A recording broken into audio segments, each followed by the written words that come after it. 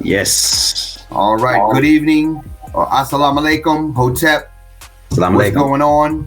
Peace. And konnichiwa.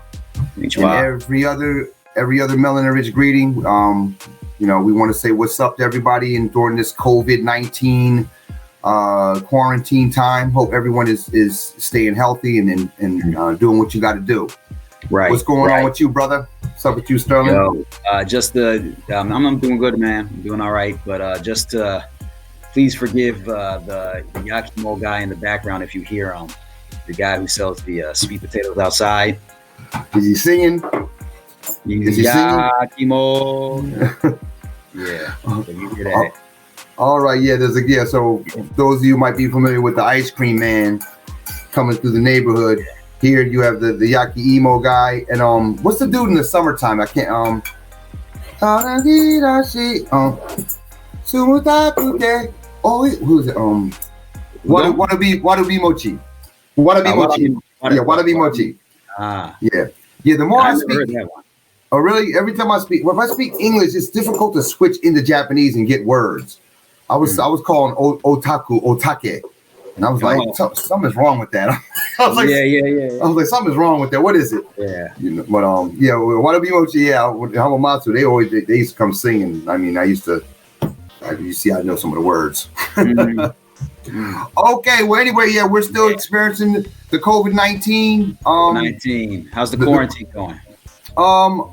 It's going. I actually want to talk about that. Let's at the end. Let's talk about that after we get done with this stuff. Okay. But we're going to go into a little bit of the quarantine. But the main topic we want to hit today is, and you phrase it better than me. What's the topic? Okay, is the pros and cons of being away from your native land. Okay, for a long period of time, for a very, very extended period of time.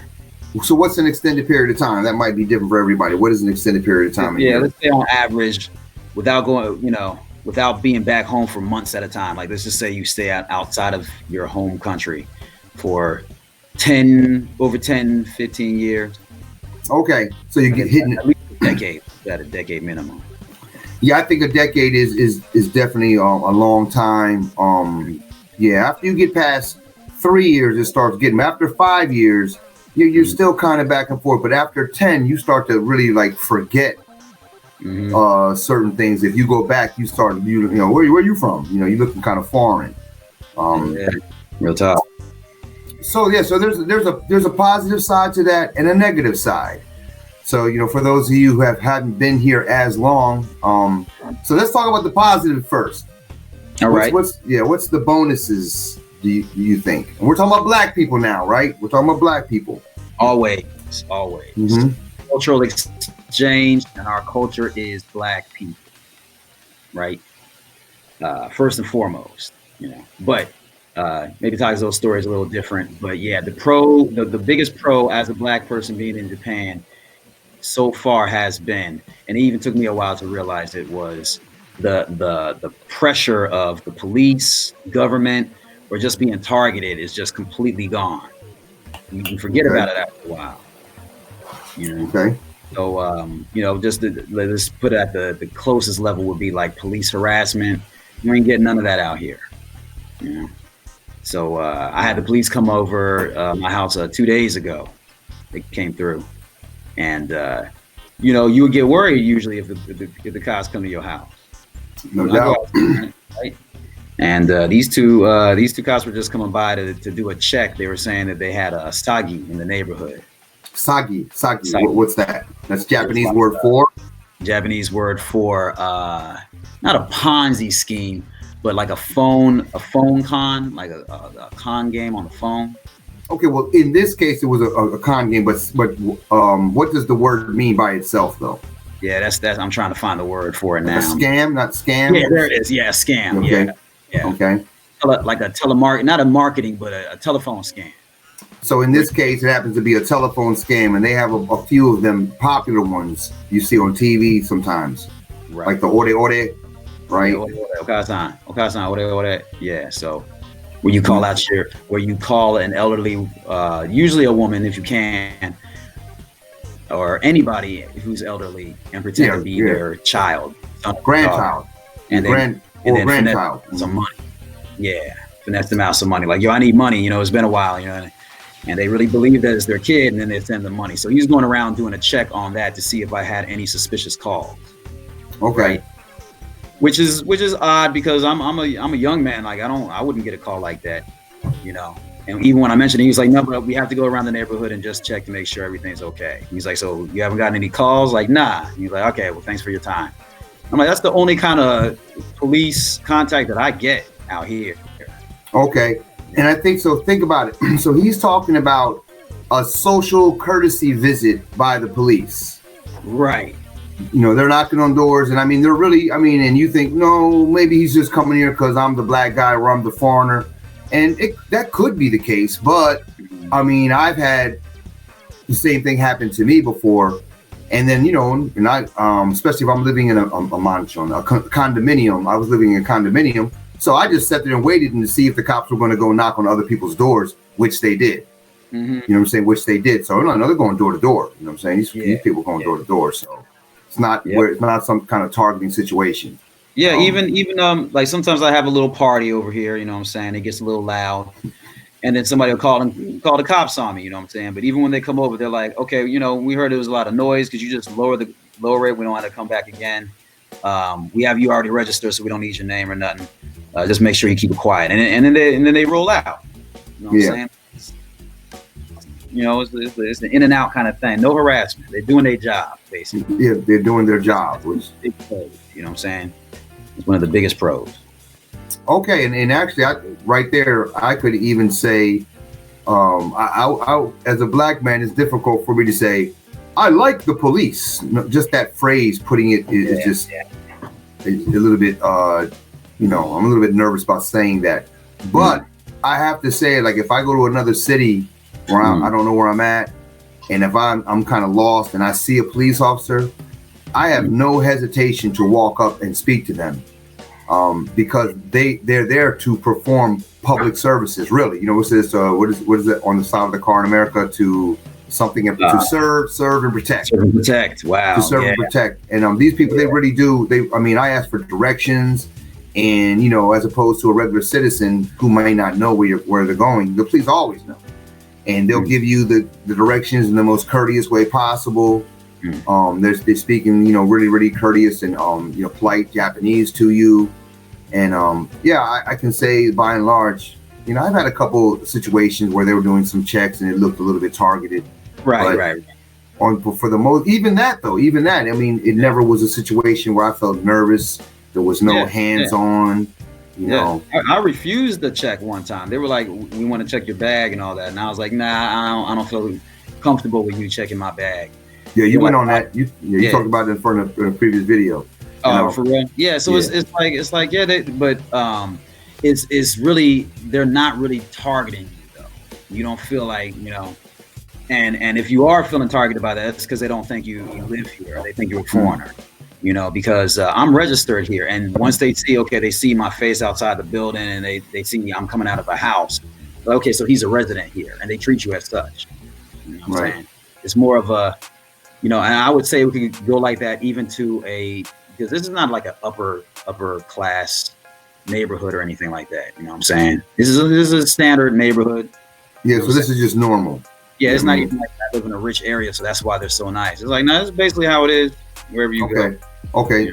And then let me add to that. So what are the effects? So the effects of not being harassed by the police, not being targeted, is unlike how I feel in other countries. I don't feel like I'm the public enemy logo. I don't feel like there's a target on me.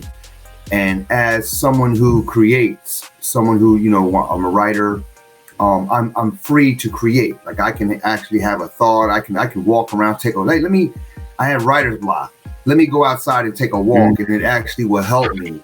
And instead of going outside and then getting frisked by the police for some nonsense. I mean, even during this time of quarantine, which we're going to go into later, I don't feel, you know, you don't feel like that. You know, maybe you might need to wear a mask in certain places, but and I talk about this in a different video a long time ago, but there's a writer named Chancellor Williams, great writer, wrote the epic book, The Destruction of Black Civilization. I believe that's the title. I was looking over there for a minute. I was going to grab it out of my bookcase, but I'm not seeing it right away. But Denzel Williams, yeah.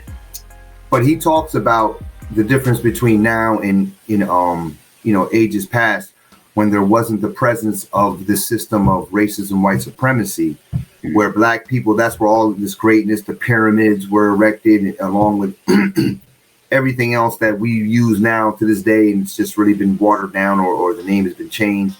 These inventions and innovations. And he said the main reason was because we had time to just think. We had time to sit there and not have to look over our shoulders. You're not worried about the cops coming at you. You're not worried about any of this. You can just be you. You have your values, your mores. And I think here in Japan, Japanese are the ruling class, but because they're so quick to alienate you outside, but at the same time, you're still supplied with the civil rights. You know what I mean? So that means you have a place to live. You have a job where you're not worried about, well, how am I going to pay my rent next week? You're not being targeted. You're not afraid for your life. It gives you a certain platform to live like a human being. And I think, and I want to hear what your thoughts on this. And this is, I'm fast forwarding, but every time I talk, especially when I'm speaking to Black people in Japan, like on the Blacks in Japan site, I try to post articles and our videos there. Shout out to them. I think a lot of people get it twisted. And my main message at the end of the day is we live in a place where we can actually collaborate and come together. And it's not going to be looked at as a contraband meeting. It's not against the law. And we can actually build a brand, and we can actually do something together. But instead, and some people are doing it. Some people are doing it, and we might even talk about that a little bit too. But it's a lot of it. I think, when Black people get on, or at least when I get on, and I say something pro-Black, I got people who want to take shots. All I'm doing is saying I love being Black. I love Black people, and there's people on that, not just there, but I'm really saying it on that site because it's called Blacks in Japan. But I remember one young lady, she felt free enough to actually say I was disturbing her celebration of Women's History Month. But I was speaking about Black issues on the Blacks in Japan site. And no one felt the need to check her on that. And, that speaks for itself. But what do you think about what do you think about just the idea of Black people being able to come together in Japan? Okay, that now, and because that's really what, now we're going into the con. Because the con, is, when I think about it, is there's a lot of Black people, and on a surface level, people are friendly enough. You know what I'm saying? People are friendly enough where you can talk to them, but it's just on a shallow level. But it's kind of hard to talk about it's hard to talk about issues pertaining strictly to Black people with Black people. You know what I'm saying? Like why can't we talk? Say that again. It's difficult to speak strictly. Hard to talk about issues pertaining to Black people, strictly Black people. Like we just want to, there's just a couple of Black people around. It's just me, like some brothers, and we're starting to talk. And then it's like you can only get to a certain level before we start talking as if white people are also in the room, or other race of other people are in the room. It could be, Okay, can you give an example? Yeah, O.J. Simpson. I was just gonna say O.J. Okay, we're going way back, but Simpson, we're going way back, right? O.J. Simpson was one of those cultural rifts in American society where Black people sided on one side, white people sided on the other side, and really more than the facts in the case presented, it became almost a battle of the races, if you will. A racially polarizing topic. Racially polarizing topic, yeah, good point. So, back in the day, it was like, to me, is if whether OJ did it or not was irrelevant. If I'm around a group of non-Black people and they say, you think OJ did it? I'm like, hell no, he didn't do it. because that's what the courts say. Same courts that you believe all the time, that you always believe in. The system that you support say he was innocent. So as far as I'm concerned, then he's innocent. So wait a minute, because this is a little confusing. So you mean if you were, because you said before, if you were in a room with just black people, so maybe in this case it would be black and Japanese people? Is that what you mean? I said non-black people.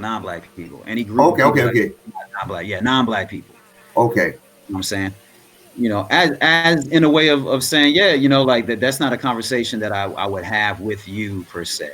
You know what I'm saying? Mm-hmm. That's when you're around black people, and you've heard. If you look at any black comedians, Chris Rock, Dave Chappelle, definitely, he's like, black people look at each other at the end of the day and be like, he did that shit though, right? You know what I'm saying? So that was being black to me in the States. It's hard to do that out here.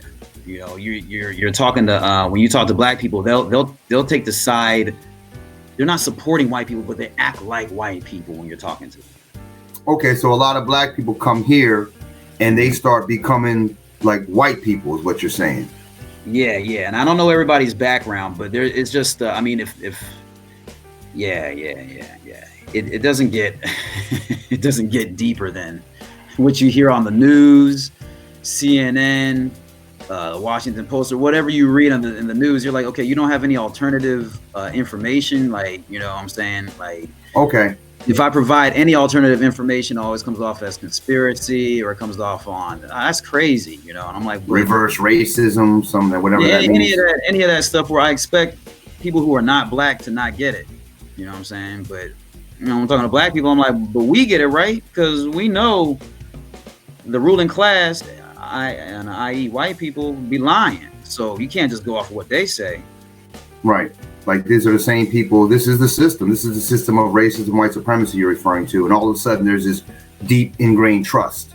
And now that you live in peaceful society, you want to believe all the things that they're promoting are real now. Okay. I think this goes into the whole Coonin for free thing.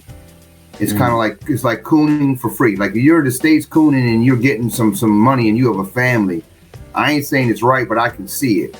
But over here, you're Coonin. Sometimes black people start sounding just like white nationalists. And I'm like, what do you get for this? What do you, your job doesn't depend on that. You just want to do that. And you want to come against me for what reason? Even if you don't agree with me, why would you get up on the platform and make a public statement against me? You know what I'm saying? Mm-hmm. Why? So, and Japanese people don't even care. So to get this so that this handful of white people who are not employing you, you know what I'm saying, will like you? Is that what it is? You know what I mean? It seems like they're... I think it is, yeah. And there's just no benefit, it seems like to me, but it seems like you've been wanting the society that you've been oppressed by to work for you so bad that when you come over here and there's just no oppression, now it's like, well, see, it does work. It does work. You know what I'm saying? I think people put all their sensitivity on violence. All they talk about is violence. Or their focus. All their focus is violence. Look how safe it is. You know what I'm saying? And you're like, okay, yeah, on one side of it. You know what I'm saying? Because then the other side is, we need to fight back. It's like, you're trying to talk about killing people. I'm like, no, you're still thinking about violence. There's no fight back as in I'm saying we should all take up arms and go against the white man or something like that. We're talking like socio-economic. We're talking about real issues. People, black people in America for the most part are broke. You know what I'm saying? The family's broke. Everybody broke, because every brother that I talk to out here or sister is like, I come from nothing. That's what they be telling me. Right. Okay, we all came from nothing, and you're talking about your country, whatever country it is, Jamaica, America, Africa, any of them. Why is your country so broke? Why can't you make it in your country? Because of that ruling class, right? That's why we live here, right? Do we got to still talk about that? Like, we still got to talk about that? You know what I'm saying? Like, are you saying that if we talk about the presidency, it doesn't matter which side wins. That ain't got nothing to do with black people. Voting is so important that you're like, oh, are you serious? Like, it's not sharp enough. I think voting is a good topic though for this. Okay, voting. Like, yeah, even you need to vote. And it's like, if you say no, especially if you're not trying to go back to the States or wherever you come from, I mean, I'm not saying you can't vote, but I mean, you're going to come against someone who says they're not going to vote and they don't want to go live there. Like, I don't understand how that goes together. Mm-hmm. But all of this again is going to the con side, and like I said, I said I'm gonna try to stay away from that word coon, but sometimes it's just the word that fits. But it really comes down to being weirded out. Mm-hmm. There's a lot of people that are very, very extremely weird because they've been away from reality. And I'm not saying that over here is not reality, but if you're not in the code, if you're not following the code, you're not catching it. Or if you're not under the mind control of Japanese, if you're kind of, your own parameters for reality can kind of move if nobody checks you. When you're in the States, for example, you're around a black neighborhood, people will just crack jokes on you if you look stupid. Like, what you wearing, B? Like, or you'll get checked in a number of different ways. Yeah. And violence is always on the horizon. You know what I'm saying? But here, a lot of that is absent, and you'll see people because they can they might make a good living. And so they're like, all right, well, who do you say anything? And you'll see they lost their etiquette, they lost their manners, their swag at some, swag, and the new Jay-Z, not the old Jay-Z. I mean, somebody, because he's around a whole different set of people. But I just put all of this into being weirded out. It can be becoming. I've seen dudes on drugs, on some of these drugs, some of these designer drugs. I've seen weird, very, very out there. Seen cats get addicted to porn out here. I've seen and then some of the again otaku, they start doing too much anime, just too much, and you just become too extreme. And you have any examples of anybody who's just extremely weird from just that lack of someone saying, hey man, you weird, you need to cut that out? I think in general, until I met certain cats like you, my whole standard was everybody who come in here is already weirded out. They're already weird cats to begin with when they come over here, and now they're allowed to be weird. Yeah. And so they get real weird. And cats who don't get cats who were not weird when they came over here eventually leave. They just don't stay. You know what I'm saying? That's why I started non-weird black folk, because most black folk, the longer they're here, the weirder they are, as far as I'm concerned.